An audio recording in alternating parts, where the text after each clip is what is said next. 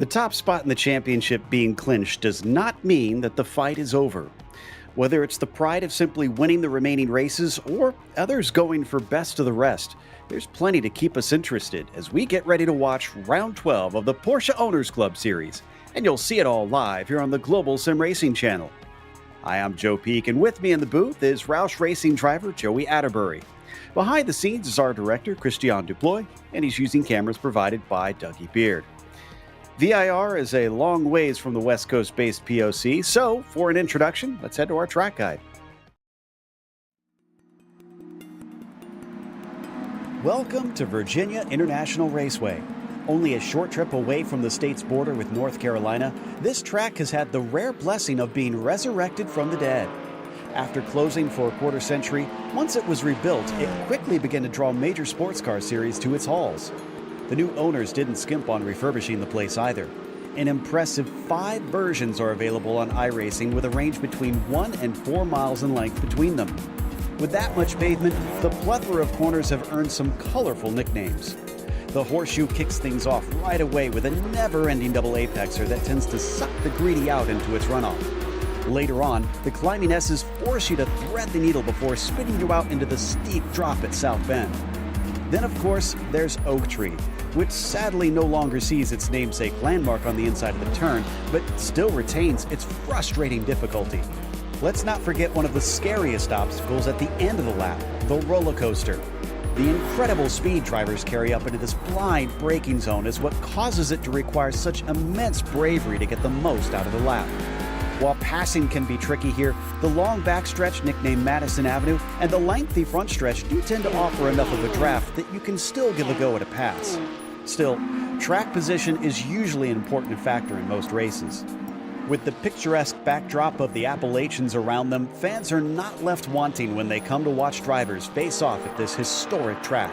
It's no wonder the circuit has found success in its second chance at life.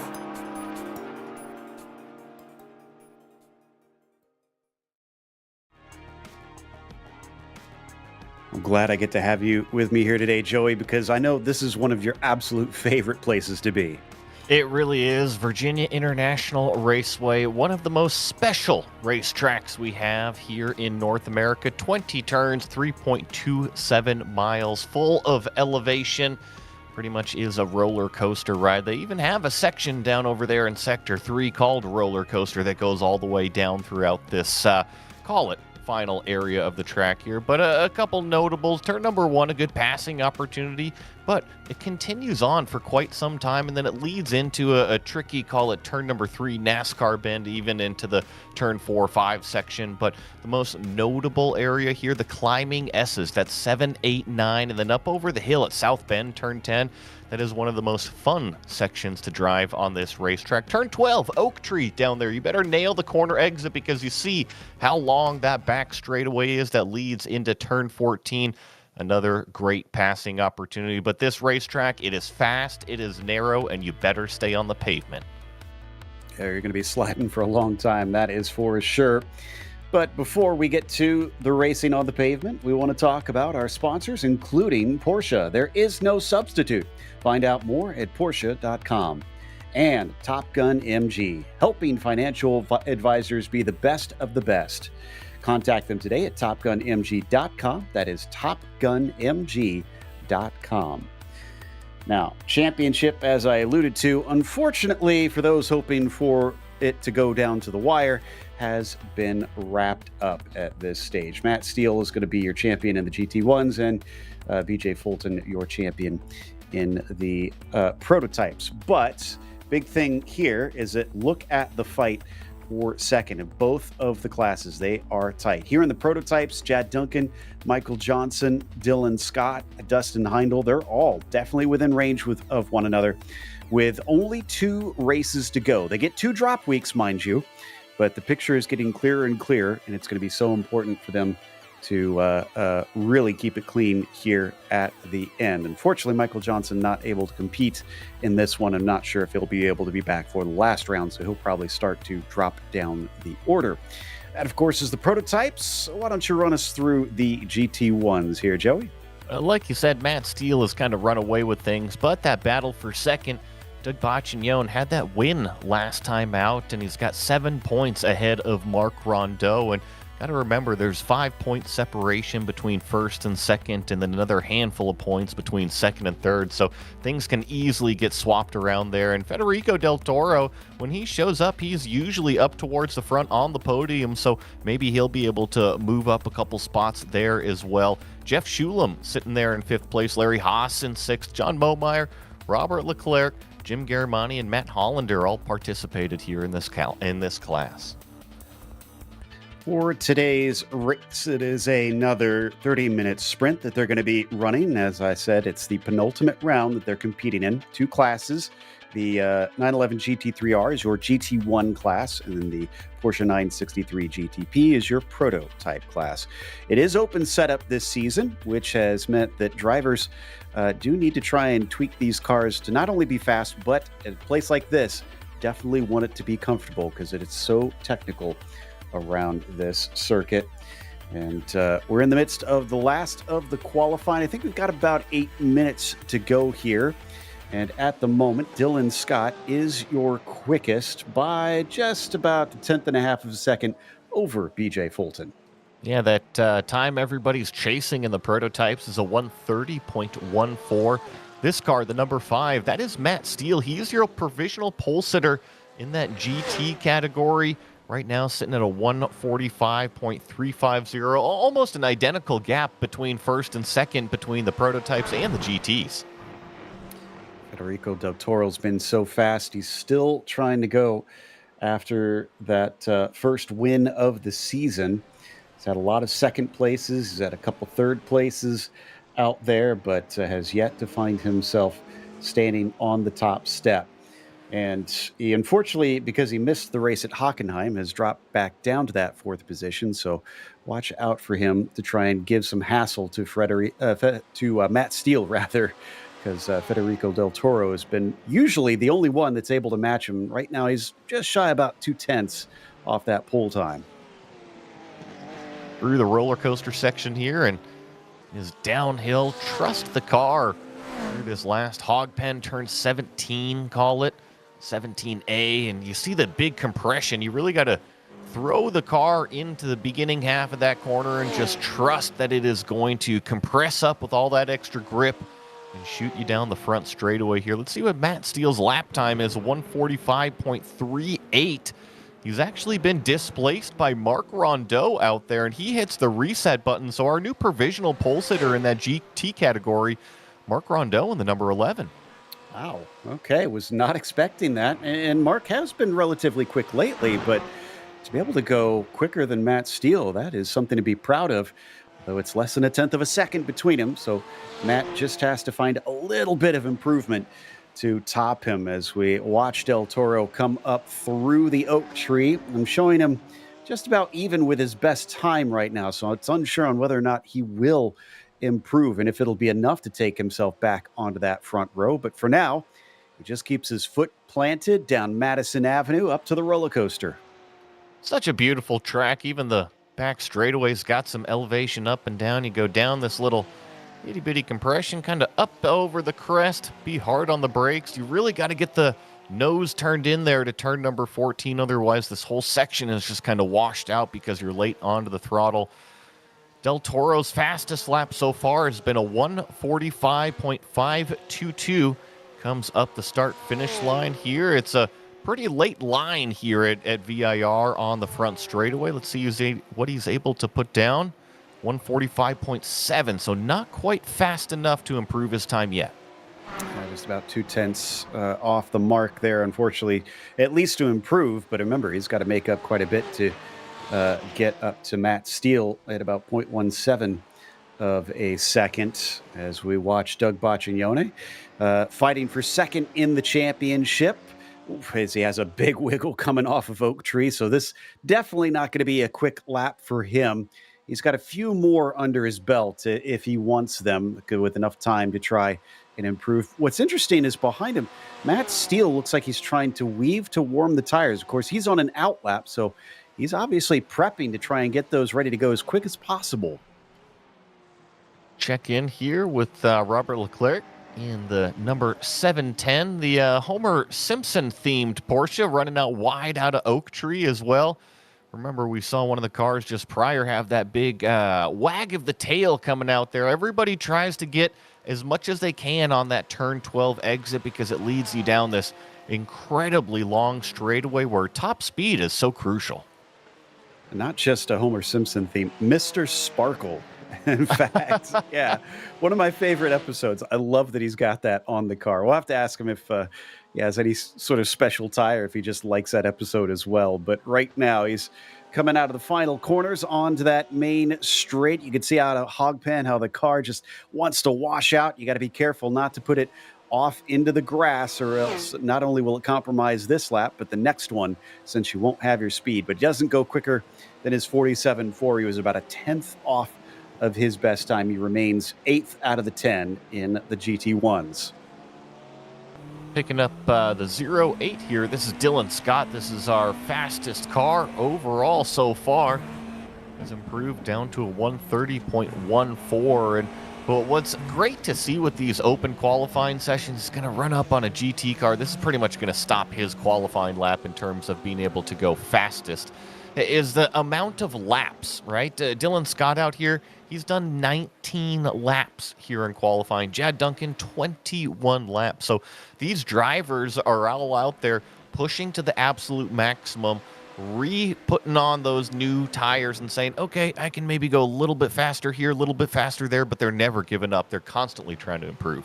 Yeah, I do love that we don't have a whole slew of drivers parked up saying that's good enough, and I don't think I can go quicker than that. So I think, in fact, we only have 3 drivers or so that are in pit lane right now. Everybody else is out on track and still trying to get just a little bit of a lower time as Matt Steele brings it along to the start-finish line. 45.3 is going to stay put, because that one was a 45.4. Still, that I think would have been, that would have been quick enough for second place as well. Definitely got the consistency on his side of things right now, which is always good going into the race. Remember, qualifying is all about pushing it to the absolute limit here. Let's see what Robert crosses the line with. He's trying to improve his lap of a 47.4. 47.0, so that's actually going to jump him up the board as long as it counts into 7th. Displace Adam Abrams out of there. What about Boccignoni? Seems to be just slightly out of order here. It looks like that was an outlap for him. He's got to try and make up some time because he's only sitting 5th right now. He needs to be up there with Del Toro around 3rd or so if he really wants to try and fight for this second spot in the title. Can't just rest on his laurels. Dylan Scott really showing the change of direction for this car, coming up through the climbing S's and through South Bend before it slows up down into Oak Tree and then mashes that power down as he accelerates down the back straight once again. Let's see how quick he can get this thing going. And here's the shot at the end of the back straightaway, and what we don't see directly in front of Dylan Scott is Jeff Shulam is on the brakes right now going into roller coaster. I wonder if it's actually going to hold up Dylan Scott. We'll see if Matt Steele right here actually is able to improve on his lap time. Remember, provisional pole right now in the GT category is a 145.278. Let's see if Matt's able to do that, a 145.125. So new provisional pole sitter, Matt Steele. Whew, he responded and then some. Mark Rondeau not out there to try and retort. He's going to have to settle for second at best. But as the checkered flag comes out, anybody on a hot lap is able to complete from here.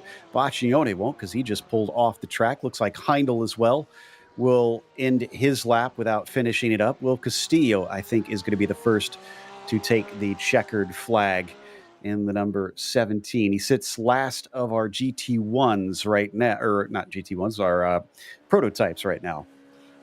It's coming around the final corner here. Lay on the gas. Let's see what this lap time is going to be out of this orange number 17 as they cross the start-finish line.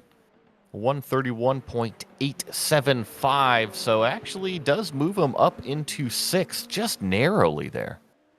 Yeah, nice last-minute improvement from him. BJ Fulton is next. Can he make up 0.165 of a second to take pole away from Scott? No, he will not, because he is going to duck it into pit lane. That takes us to Adam Abrams in the 704 next. He just trundles his way down the roller coaster as well. He's sitting in 8th position ahead of Alan Watts, who looks like he is still out on the track right now. So Abrams going to try and solidify things, but he looks a little slow out of the final corner, and indeed, he decides he will bring it down pit lane. There's Watts directly behind him. He's now got a chance to try and overtake the 704, and he is on a quick lap, it looks like. He'll cross the line. What's it going to look like? 49 flats. That is quicker, but it's not quick enough to take 8th away. He'll stay P9. And correct me if I'm wrong here, Joe. Going through the championship order, that driver we were just watching, Alan Watts, new at the end of the season here? I think you may be right. For the GT1s, I don't see him in there. I feel like he's been in one of the races in previous seasons, but I'd have to check on that. But we'll let the clock tick down to 0 here, and we'll head to our starting order in just a moment. And it's a little bit larger field than what we had last time out. A few more drivers hopping in, so glad to see things improving on attendance. But as we now get ready for our starting grid, penultimate race of the season, who is going to have the wherewithal to try and improve? Dylan Scott will start on the top of the prototypes with BJ Fulton in P2. Jad Duncan starts from 3rd, and Dustin Heindel in P4. Ian Roche will be 5th today. Will Castillo, P6, and Michael Bolton, a little farther down than what we're used to from him. He'll be starting from 7th. Over to that GT category. Matt Steele is your pole sitter in the number 5, leading the way there. Mark Rondeau is going to be starting in the 2nd place position in class. Federico Del Toro in 3rd. Jeff Shulam in 4th. Doug Baccignoni will be starting 5th in class, with Keith Spencer in 6th. Robert Leclerc in 7th. Adam Abrams 8th. Alan Watts 9th. And 10 cars here is rounded out by Larry Haas. So as they line up, we'll have to wait for everybody to get on the grid. They get 2 minutes, essentially, to place themselves out there. It is somewhat cool, which is understandable. This is set on the 30th of November, Joey, so it's definitely pretty late in the season. But this is a track where you don't want to be lacking grip, that's for sure. No, it is incredibly fast. You have to have the confidence. And speaking of how quick it is around here, watch out on the opening lap. The start-finish line, it is quite a ways up there, but the pace car often dives off quite early, so it'll be interesting to see when the leader jumps versus when the green flag goes, because cold tires, full tanks of fuel going into turn number 1 is very, very different than what the drivers were just doing in qualifying, with pretty much no fuel in the car and hot tires going as fast as you can go. This will be some useful intel for us, maybe, or sort of useful, I suppose, because you and I will be at this track in November this next year. So we'll have to see how it races this later on as the pace car takes off down Madison Avenue. Drivers will try and heat those tires up as best they can, and they're going to be released once they reach the front stretch. And can Mark Rondeau do what he did in qualifying? Can he put one over on Matt Steele, at least for part of qualifying, I should say? Come down this downhill roller coaster section here. I had mentioned the start-finish line is, call it, 3/4 of the way up the front straightaway, but pit lane entry is very close coming out of turn 17 right here. It's going to all be in the hands of Dylan Scott and kind of what they want to do. Yeah, remember, they have to wait until the green is thrown. They can't go when the leader wants to go. So he's got to pay close attention, and it is a long wait, as you said. So It could come at any time here, creeping up to that line as the pace car is now in, and it's hold him a long time. There it is. Green flag is out, and it almost looks like it was a false start from Dylan Scott as he had to check up. And now BJ Fulton, as well as Jad Duncan, looking on either side of him, coming down into the horseshoe, but Dylan will hold on to the lead. It is side by side with the GTs directly behind as those prototypes funnel out into single file, maybe side by side a little bit there between Heindel and Bolton. I can tell you that Matt Steele holds on to the lead, but Mark Rondeau is looking down there into turn number 4. Now we enter the lower S's for the first time with both classes. And it was disaster for Del Toro. He almost spun coming out of the horseshoe, and he fell all the way to the back of the field. Will Castillo's dropping now, as looks like he went off track in the snake. But now up through the climbing S's. Better get single file through here, as the top of our GT cars is led by Matt Steele, with Rondeau giving chase. I already saw 150 plus miles an hour for these GT cars entering those climbing S's. It is such a fast section of the racetrack. And then here, you better be on the brakes. Under 50 mile an hour minimum speed. Stand on the gas. I think I see that maybe as Adam Abrams on the back of Doug Boccignone, already using the slipstream. It's one of our closest fights as we hop on board with Adam. Doug gains at least one position from Del Toro going off track. Doesn't want to lose a second one here at the start of the race, but not an opportunity there for the 704 this time as they try to navigate down through the roller coaster much wider into that first right-hander for Adam. Yeah, you can see how much it cost him on exit there. If you don't have the nose tucked in at the top of the hill, you just can't get on the gas, and then you suffer all the way down. And thankfully, he was able to kind of recover the momentum a little bit there in Hogpen. But after lap number 1, your two class leaders, Dylan Scott and Matt Steele. Del Toro's managed to get one spot back. He's overtaken Larry Haas. Leclerc is just in front of him. Looks like Alan Watts there as well, as we have a nice trio heading through the horseshoe on lap 2. So where does he do it? Does he wait until the back stretch, or does he try something more ambitious here early in the lap? Checking in on our leader here. Actually, we got a change for the lead. Mark Rondeau is already P1. I noticed that coming out of turn number 1, he was still sitting P2, so maybe it was a mistake going down there into the NASCAR bend, turn 3 section. I'll have to back it up, but Mark Rondeau to the point. I can confirm NASCAR bend collects another victim. This time they'll get away with it, but he loses the lead. Matt Steele with just a little bit of an off, sending it in too deep up there. And let's not forget, Jeffrey Shulam is making sure he's staying right with him. This is an excellent performance from the 371. I'll have to check. Has he had a podium yet this season? You know, I'm looking, and yes, Shulam has had a pair of podiums to start out the season, a second and a third, but he has been absent from that, call it, 3-podium step in a while. If he can tag onto the back of these front 2, it's already looking like a terrific start to the race for him. Ooh, got a nice little battle brewing here in our prototypes. I think that's Heindel on Bolton.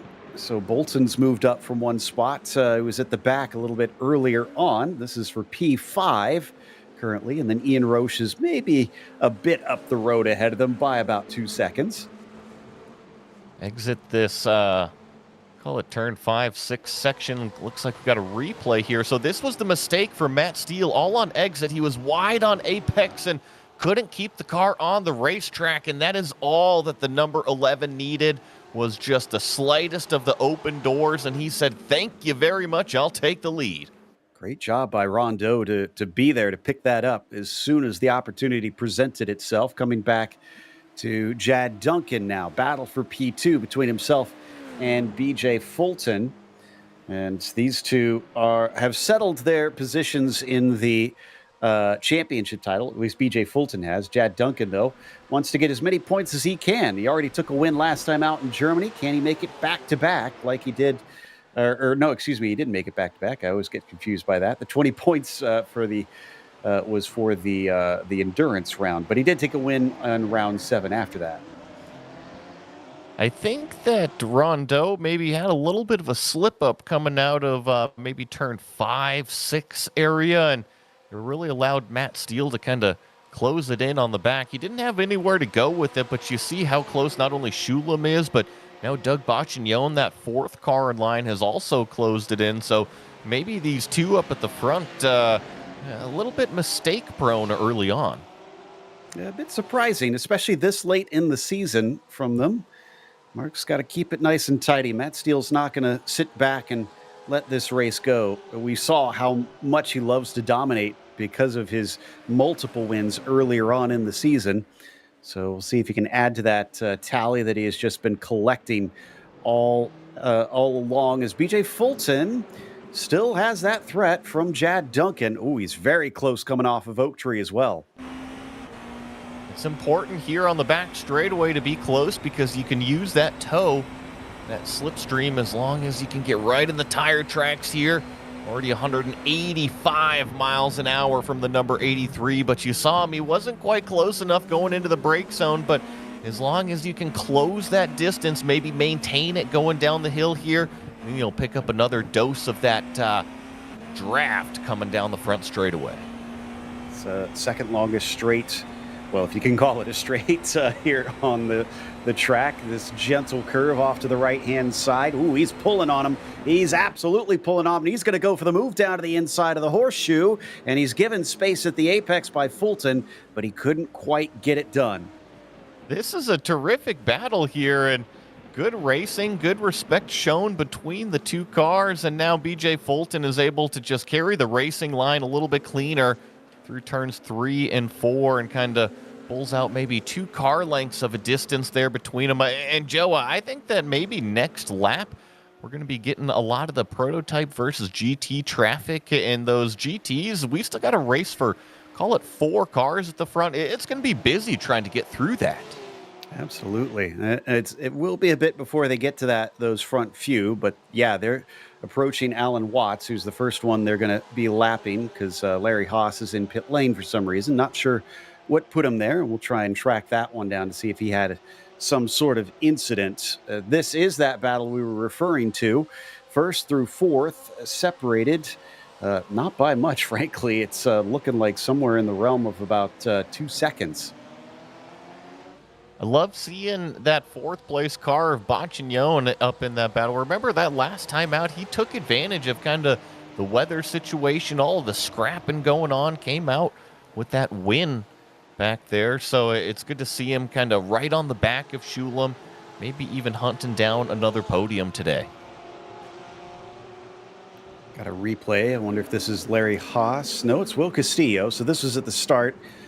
Did he touch the grass, or did that just snap on him? Because I think it's just cold tires. You got to be on the gas right there, and with really cold tires, it's definitely possible. There's a lot of horsepower in those cars. Yeah, that's true. These GTPs are quite the technological marvel, and between the hybrid systems and all the ICE power underneath your right foot, it can be easy to lose it. Jad Duncan back on the horse with BJ Fulton right in front of him. We're going to ride on board with Jad, showing the downforce that these cars have through the climbing S's. And they watch through South Bend, so blind through this left-hander, but these cars manage it almost like it's nothing. See about the traction event here coming out of turn 12 right there, and both of them able to put the power down quite nicely. Duncan, I think, was hoping to maybe get a little bit closer in that launch phase to kind of propel him down this back straightaway. 175, 180, 186 miles an hour right there that I saw before Jad Duncan finally had to jump on the binders. And BJ Fulton was a little bit wide there, Joe. Maybe this is an opportunity going into turn 1. It does look like he's feeling the pressure a little bit. Yeah, last time he reeled him in a lot quicker than I expected, honestly. So let's see if it happens again, or is maybe BJ using a bit of that hybrid power here to try and keep ahead of him. Yeah, he did not gain on him nearly as much that time. It's going to start to get pretty busy, though, because the lead of our GT category is in turn 4, and we're in turn 3 right here. So I have a worry right now that these prototypes, they need to check up on what's the horizon like. Going to have a whole bunch of cars in the windshield. And despite those long straights on Madison Avenue and on the pitch straight, it seems like this would be a tricky track to try and deal with multi-class. It's fast, right? And these prototypes are so much faster than the GT cars. And here's one that they're going to go by. He's coming back onto the racetrack. Chad's going to have to go to the outside, and I think a little bit of tire smoke directly in front of them. They're going to pass the majority of them here on the back straightaway, but they will probably get in the way in the brake zone as well. Yeah, that was Adam Abrams right there that you see. He actually went off the course at Oak Tree and managed to tell the tale because he just got into the grass a bit and then brought it back on. Del Toro gets in their spot. He's the next one that you see up in front, and he's going to be caught at a very awkward place by Fulton. Fulton's going to go to the inside here, but Del Toro can't just disappear off the road. Maybe a little bit of contact between the two. And now Chad Duncan's going to take the over-under, but that shows you how tense multi-class racing can be. That could have been a lot worse. I'm glad they got away with it, but Del Toro probably none too happy about that whole situation. Now, here's where it gets interesting. They are coming upon Rondeau and Steele, and they're close enough. They're still fighting for the lead here. In fact, our overall leader, you can see Dylan Scott. He's being held up because he can't do anything right now. He is being so incredibly patient with this. Once they get out of, call it turn number 6 here, let's put the power down, get through this little S section, and then I expect this prototype to jut out drivers left and hammer it down. But can he clear Rondeau before the S's? He's going to go to the outside. Nice job carrying the momentum and leaving space. Whew, he squeaked through, though, any later than that, and that would have been bad news because I can't imagine it's easy to get through those climbing S's in these GT3 cars. But coming up into the Oak Tree once again. Oh, that's awful deep there as it setting himself up. It looks like maybe trying to get a better exit, and it does work out for Rondeau as he stays ahead. But I was a bit worried there for a moment as they have to make a slalom for our prototypes. Yeah, Matt Steele decided he wanted to kind of go on the other side of things, but that's all right. It was down the straightaway. Everybody was able to navigate it out and around. I think that BJ Fulton and Jan Duncan were very, very patient, just like we saw Dylan Scott, and it pays off. Everybody lives to see another lap. Almost halfway through this race already. These sprint races go by fast. Mark Rondeau still up ahead at the moment of Matt Steele. In fact, he's doing a very good job on these corner exits to really just launch himself and keep out of reach to the number 5. And it kind of makes me wonder, too, if maybe Rondeau has set the car up for that straight line speed. You've caught on to that, too, huh? I've noticed that I do think that Matt Steele is a little bit faster overall in terms of the lap time, but he can't do anything about it because Rondeau just, like you said, capitalizes on the corner exit, gets on the gas before Steele can get on the gas, and then by the time they get to the end of the straightaway, Matt Steele has not closed that gap enough to be able to make a move. That's one thing I do like about open setup series like this one has returned to is you get those differences. Drivers can pull out a sneaky card like that. In the meantime, they will hold up Ian Roche and Michael Bolton fighting for 4th. Oh, Roche really wanted to go through there, but this gives an opportunity. Bolton is going to look down to the inside, coming through the oak trees. A little too timid on the first part and the second part, and he's going to have to hold on to later until he gets another chance. But it was ambitious for a moment. Yeah, but I think that this fight is far from over. Roche pulling a little bit of that serpentine move, the snake down the back straightaway, and Bolton just all in the brake zone, really aggressive, locks up there, doesn't get into the back of Roche, thankfully, but just shows you things are still cranked to 11. And now Ian's going to try to run away. He's got clear air. Remember, a lot of that came from him being held up in the traffic, but with none of the GT1 cars in front of him now, he can kind of put his foot down and try to get his regular pace out of the car. Scott and Duncan are about 3 seconds apart now, so they must have been separated by that traffic. Dustin Heindel, what happened here? Whoa! So that, I think, was rear lockup. It might have looked like netcode randomly, too, but I know that these prototypes have that drive-by-wire system and the rear brakes can be finicky. I would put it on that, probably. Aha. So I wouldn't be too surprised, is checking out Dustin Heindel. A little bit of a different angle from what we saw before out of him, but still, nonetheless, it always impresses me seeing his sim rig. Unfortunately, today, not going as well for him. He's down to sixth position. He's had an upswing in form lately, but it seems to have left him a bit today. Man, and he's even got the fancy, I want to say like a DSLR as the POV camera with the autofocus between his face and the track. He's got a lot going on in that sim rig. Oh, yeah, that's a good point. Looks like it is it. I thought I saw like a little square around his eye. I wasn't That's sure the if it was. autofocus. He still has, it's basically still kind of in the settings mode, if you will. He'll probably learn and turn that off for next time, but that's exactly what Gotcha. it's doing, is it's given the focus, yeah. Interesting. Okay. Yeah, very neat setup there from him. Oh, back to Rondeau and Steele. For a while, that also drifted apart, but it's come back together to less than half a second between them. And let me see, has anybody who has beat Matt Steele on track? Because that's been kind of the test, really. Yeah. Well, it was Rondeau at round 9 that managed to beat him, and then, of course, last round Doug Boccignone was able to get ahead of him. But seems like Rondeau's going to try for number 2. Maybe a little bit of kryptonite out there is what Mark Rondeau is. And this is that other battle. It has fallen off just a touch, maybe about a handful of seconds.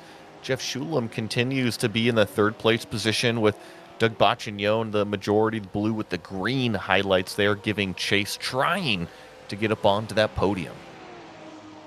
Remember, it was 7 points between Boccignone and Rondeau coming into this race. It's 20 points for a win, and Doug down in 4th. That is 10 points. So we could see a swap for second place. Of course, that's not taking into account how the drop weeks will affect that necessarily. But yeah, this actually will have a significant effect if it finishes as is.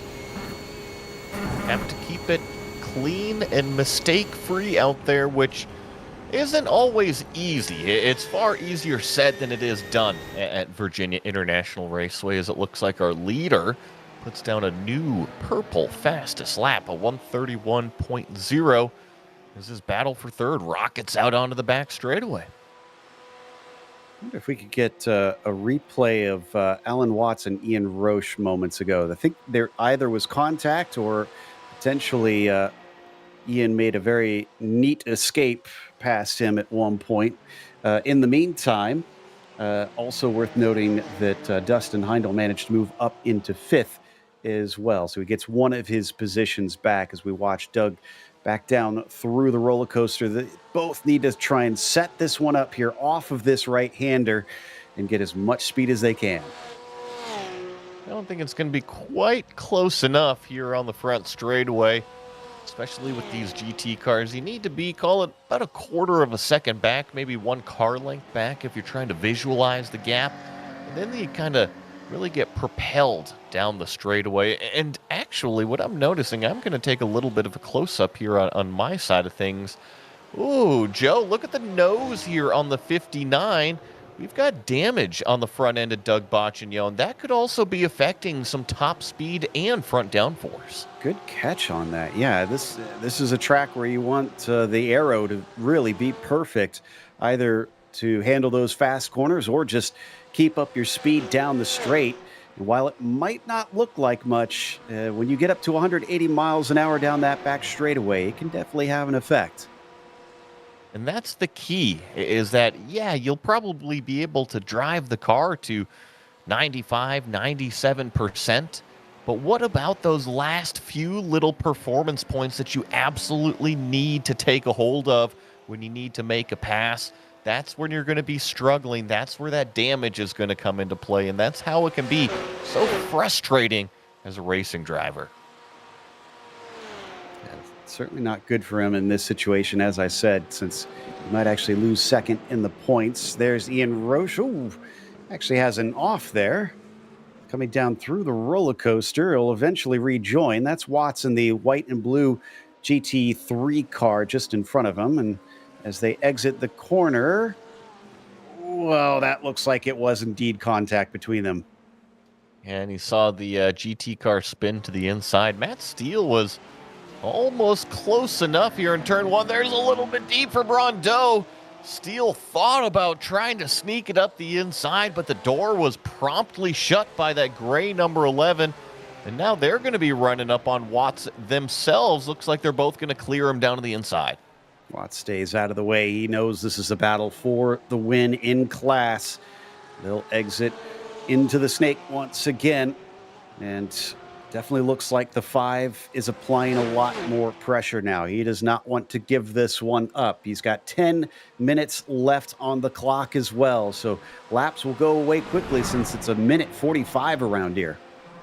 Where that mistake from Rondeau in turn one really originated was the great run from Matt Steele down the front straightaway. He was close enough that he kind of peeked the nose down to the inside in the brake zone of turn one, and I think that probably just put enough pressure on Rondeau that he felt like he needed to take it ultra deep. Thankfully, it wasn't way too deep. He was able to hang on to the lead.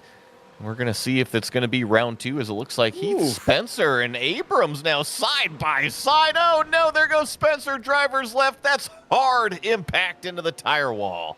Definitely one of the more dangerous places here on the track. Doug's also got his own run, but I think he's going to run out of straightaway on Shulam. Indeed, he will. Gets so enticingly close to that rear bumper.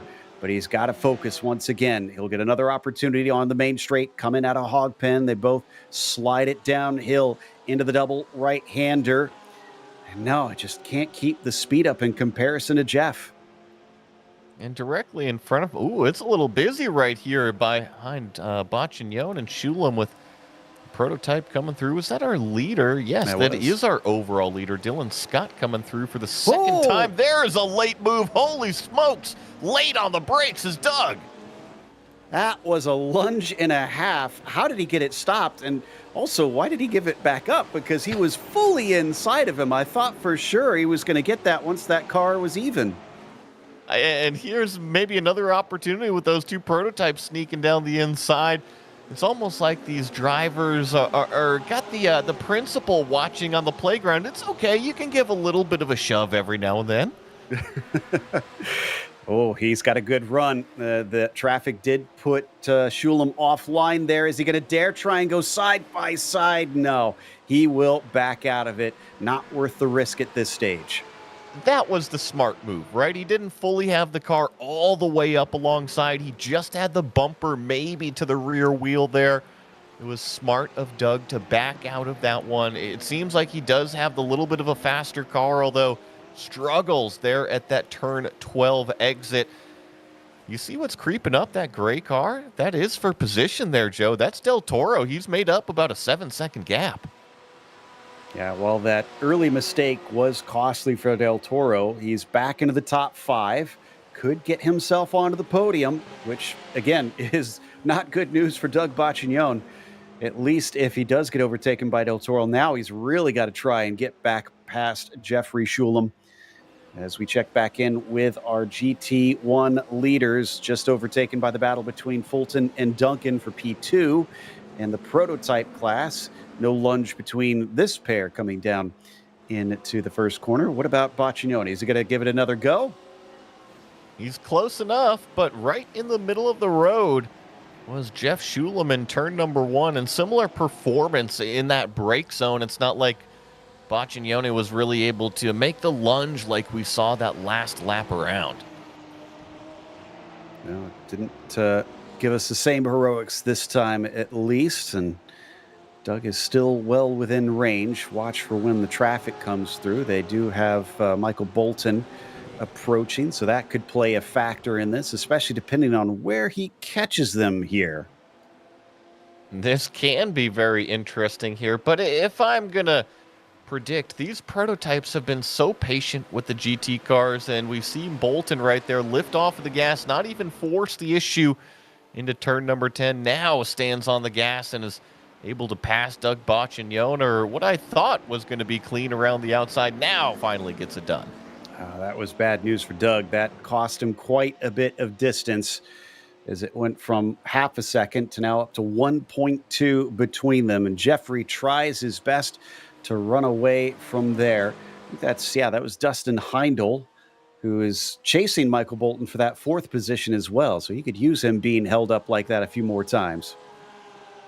This is our lead here in the GT category, and Matt Steele just slightly washed the front end coming out of turn number 17. He was very close going down the hill, and I think he's going to want to ask for that apex back because he saw how close he is down here into turn number 1. He just needed to be a little bit closer to make a move. He's a real problem for Rondeau, that is for sure. Coming in NASCAR, Ben showed his nose a little bit, just trying to make him think twice, but Mark's not going to be shaken by that as they head through left hook, back through the rights and into the snake. Really see how much this track weaves as they carry on. You try to straight line it as much as you can under the bridge and then into the climbing S's. Good exit there by Rondeau. Look at how much distance he put. Once again, I'm looking at the speeds, 153 miles an hour, flat foot through those S's. Here comes Bolton. He's going to be patient. Steele does a very good job to put his car right in the middle of the road. What you don't see is out the back end here is a prototype climbing all up on that rear wing. There he goes, driver's right. So, Matt, a good job of traffic management right there. Yeah, it really is a dangerous part of there. When the GR Cup visited there this year, they had a car actually go up and over in a roll when it kind of got tipped into that barrier. And while they might not be as fast as these GT3Rs, it still is a hefty impact if you find yourself heading towards the tires. It's going to be a little bit of a busy moment here. I think the prototypes will clear the cars on the front straightaway here, but watch out for Ian Roche. He is all over the back of Dustin Heindel, almost bump drafting him going down the straightaway here. You see it from Heindel's point of view. Ian Roche popping out driver's left. Heindel deep on the brakes in the middle of the racetrack, hangs on to 5th. Roche tries for the cutback, but doesn't quite make it work. But he's making Dustin think twice about things as they now head towards the left hook. You can see some sneaky moves, and Dustin Heindel, bit of a late defense on that one, but I think maybe it was fair. It was, yes, I think it was fair because you got both cars trying to really dive towards that apex, and you could argue Heindel was late on it, but it's not like Roche was really in a position up alongside there. So the fight goes on up over South Bend here. Let's see about coming through Oak Tree. Turn 12 can really dictate if there's a pass down in turn 14 or not. There it is. That's way wide. Yep. A good call, Joey. That looks like Roche has that one with a slam dunk. And a bit of a sigh there from Dustin Heindel as he knows that was his own doing. Oh, we got a battle for second. Jad Duncan on the inside of BJ Fulton. He finally gets it done. That was many laps in the making. It was, and I can tell you that Matt Steele is all over the back of Mark Rondeau on the back straightaway as well, about a 10.5. There's the dive. Doesn't make it to the inside of the racetrack in terms of turn 14 right here, but what has been a thorn in the side has officially almost become a knife in the ribs for Rondeau now. Well, it might be Roxy on that car, but those teeth are looking a lot more like Jaws right now because Mark Rondeau can just hear that music in his ears as they start approaching turn 1 once again. Steele too far back this time, but he's certainly had some chances to try and make the 11 sweat, and he still has at least one more lap in this one. Let's see, where is Dylan Scott? Yeah, so 2 more laps it looks like, because Scott's going to be coming around to take the white flag. BJ Fulton here just drafting Jad Duncan. Remember, it was Jad that just made the pass down there in turn number 1, and it took basically the whole race to get that thing done, but BJ Fulton is far from giving up on the battle through Hogpen here. Let's see what the run out onto the front straightaway is. I don't think it's going to be close enough to make a move, but it's still very close. 3/10 in closing. Down across the timing line and into the braking of turn 1. Nope, Jad Duncan again retains that spot.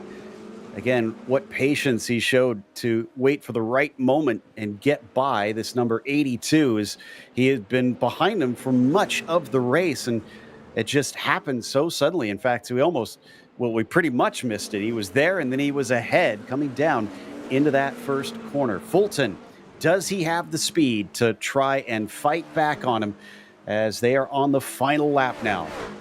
And they really are not far back from Dylan Scott, only about 2.7 seconds. So they're kind of keeping him honest. Dylan can't just go at a 70% victory lap out here. Oh, very close here from Fulton. Was really aggressive through turn number 10. Let's see if he can nail the exit out of Oak Tree. Chad Duncan blinks out at the worst time, but it's still a drag race. Chad still has the advantage as they come down the back stretch, though. He's going to start to see that 82 pull him in closer and closer. He needed a bit better of an exit, but it just wasn't there. Coming up to the roller coaster, all Chad has to do is just cruise home from here. But Dylan Scott has been cruising all race long. Started it from pole position. He'll finish it there as the penultimate round goes to the 08 today. I think he was able to snag fast lap, too. I see him the only prototype in the 1 minute 30 lap time category out there. So Chad Duncan hangs on a second. BJ Fulton in third place. Matt Steele is still trying to steal away the win for Mark Rondeau in this GT1 category, but the number 11 has kind of put on some turbo boosters here on this final lap, has almost gapped it out to a full second over Matt Steele. Yeah, a bit surprising because when I turned to this fight after our leader crossed the line, it was much closer then. Not sure why it's this far apart unless maybe Steele was a bit tight on fuel or something. Mark Rondeau managed to make the pass in just about the first lap. In fact, I think it was the second lap, I think, that we saw that happen in, and has not looked back since. Well, he might have looked in the mirror just a little bit to try and cover off Matt Steele from time to time, but he's been relatively unflappable today, that number 11. And for the second time this season, it looks like he's going to beat Matt Steele, but this time it wasn't due to Matt Steele getting tangled with another driver and spinning out. This was on pace as well. Mark Rondeau is going to take the win. That's got to feel good here at VIR. Matt Steele crosses the line in second, and then that battle for third kind of dissolved on the final lap. Doug Bacchignone put in a big lunge down there in turn number 1, but then Jeff Schulem really capitalized on the rest of the lap. Schulem stands on the podium in third, Bacchignone fourth, Federico Del Toro rounding out your top 5.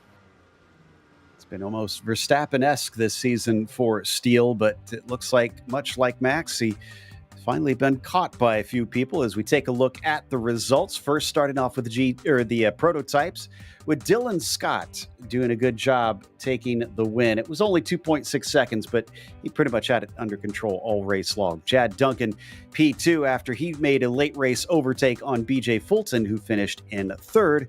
And then Michael Bolton will get himself into fourth. Ian Roche will get a top 5 today. Dustin Heindel will finish in 6th, and Will Castillo was a DNF today. Over to the GT1 category, it is your class winner, Mark Rondeau, in that number 11. Terrific race with a ton of pressure applied by Matt Steele in that pink number 5, who finishes in second. Jeff Schulem, nice podium here to finish in third place. And remember, Schulem hasn't stood on the podium since round 2, so terrific drive from that 371. Doug Bacchignone was there to put the pressure on the whole time, finishes 4th. Federico Del Toro finishing in 5th. Adam Abrams will be your first car, 1 lap down. Alan Watts did finish across the finish line here to finish 7th, and then unfortunately, Heath Spencer and Robert Leclerc had problems, as well as Larry Haas. That takes us to our overall winner, Dylan Scott, who takes victory number 2 this season. But more importantly, this will help him in the championship. Dylan, you came into this, I'm sure, looking at the points, and about 8 points difference between yourself and Chad Duncan for that second spot. Is it now feeling tantalizingly close that you could claim best of the rest this season? Yeah, I just did it to annoy Chad. I'm not worried about the win, but yeah, no, I'm kidding. No, it's funny. I upgraded to a new computer and I waited until yesterday because I was so worried about what wouldn't work. And so tonight I'm driving with my fingers crossed, but everything seemed to work fine. So it was a good run. Enjoyed the track. Seemed to have pace to spare, I hate to say. Jad's probably cursing at me right now, but halfway through the race I was running in build mode to get a nice full battery just to cruise to the end, so it was a good time. I enjoyed it. It looked like that to us as well, that things were pretty much under control. Did you expect that coming into this one? Did you think you'd be this strong at this track? So, I ran last night for the first time, like I said, on this new computer, and my qualifying time was like a second and a half quicker than I'd run on my old computer. I'm like, and I literally asked some of the guys in this club, I'm like, can that be right? Like, what's wrong? Something's not working here. Like, I can't be that, can't be doing those kind of times. And sure enough, they repeated again tonight. It didn't show in qualifying. There was too much traffic. I never really got a clean lap in. Last night we managed to run 29, so 30s is a bit slow today, to be honest. But yeah, it was enough to put it on pole, and it was enough to stay out in front. And hey, let's hope this carries on to the next race. Although Willow is more so about momentum, so I don't know if there's... The more technical the track, the more I seem to enjoy it, the better I do. So I don't know, Willow might not be as easy as... Well, not easy, but it might not be the same as this one, but yeah, I'll take it. I enjoyed it. Tried to not put a wheel wrong, so it was a fun one. I'd say you didn't make a mistake that we saw out there, so you can count this one a flawless race. Congratulations on win number 2 this season. Appreciate it. Quick shout out to my kids, Nico, Luca, Aurora. I love you guys. Thank you. Oh, great stuff there from our winner, Dylan Scott. I think we've got second place Jad Duncan ready to talk to us. Well, let's see if Joey, if he was annoyed by that, by Dylan. Well, Jad Duncan, second place today at VIR. You got to be happy with that. Congrats. Yeah, that was a fun race today. It was fun. You had a huge battle with BJ Fulton almost the entire race. You finally got the pass done. Did you think you were going to get it done?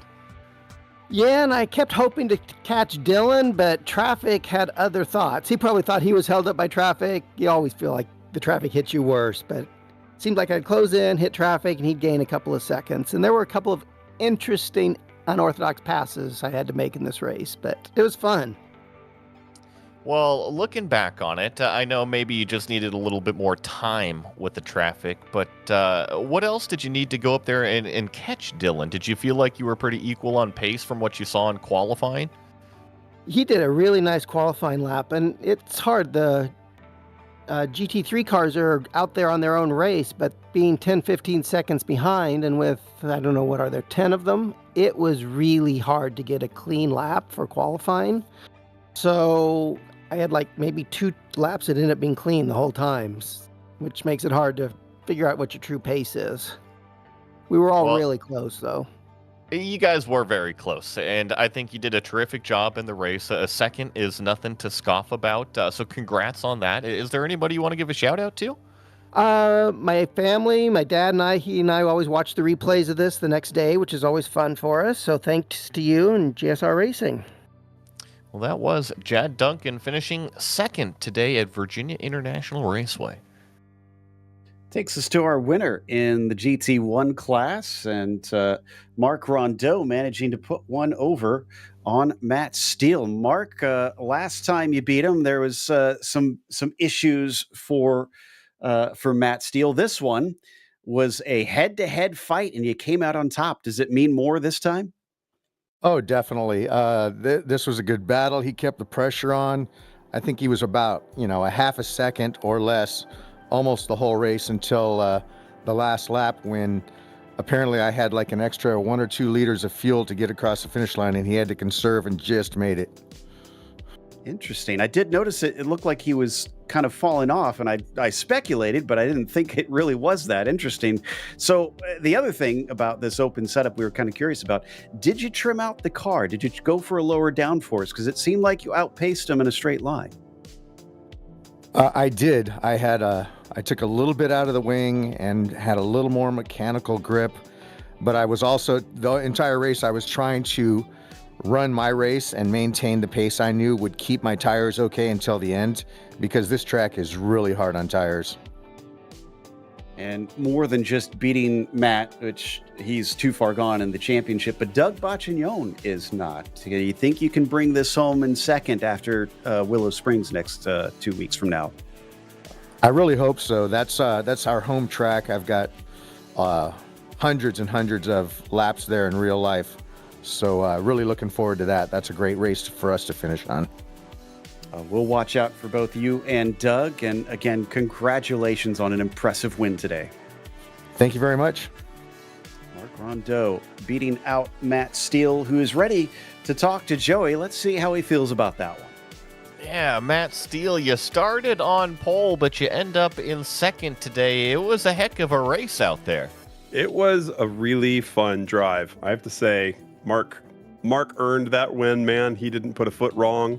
I made a little error going into NASCAR bend. I just broke a little too late and had to scroll off a little too much. He took advantage, got underneath there, and then it was just a matter of putting pressure on him the rest of the race, and he never put a foot wrong. So there was not much I could do. But if I had given myself an extra click of fuel, like my instinct told me to, I would have won, because we were both running on fumes on the last lap.